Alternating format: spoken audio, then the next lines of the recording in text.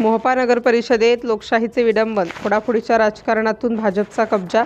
मोहोपा शहरात सत्तेच्या लालसेपोटी काँग्रेसच्या एका महिला नगरसेविकेने पक्षाची गद्दारी करून भाजपच्या जाळ्यात अडकणे पसंत केल्याने अखेर उपाध्यक्षपद भाजपच्या पदरात पडले आहे. या राजकीय फोडाफोडीमुळे भाजपचे प्रमोद तपासे यांनी उपाध्यक्षपदावर कब्जा मिळवला असला तरी या प्रकारामुळे मोहोपा शहरात संतापाची लाट पसरली आहे.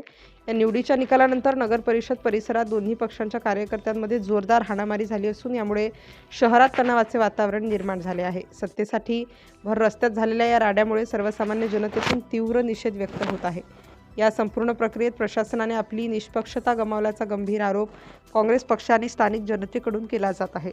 सरकारी यंत्रणा पूर्णपणे भाजपच्या दबावाखाली असून सत्ताधारी पक्षाच्या इशाऱ्यावरच सर्व कामकाज आणि निर्णय घेतले जात असल्याचे जनतेचे म्हणणे आहे. लोकशाही मूल्यांचे विडंबन करून सत्तेसाठी चाललेला हा गलिच्छ खेळ आणि त्याला प्रशासनाकडून मिळणारे बळ यामुळे मोहोपा शहराच्या राजकीय संस्कृतीवर प्रश्नचिन्ह उपस्थित केले जात आहे. जनतेच्या मतांशी प्रतारणा करणाऱ्या या कृत्यामुळे शहरात संतापाचे वातावरण असून भविष्यात याचे गंभीर परिणाम उमटण्याची चिन्हे दिसत आहेत.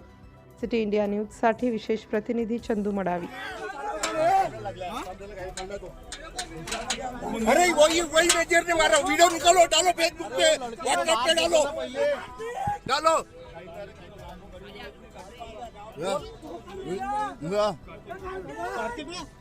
कार्तिक देखो पथराव करेंगे, पथराव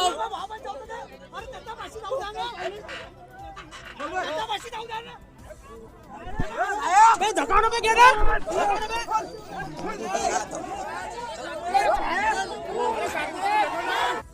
भाई है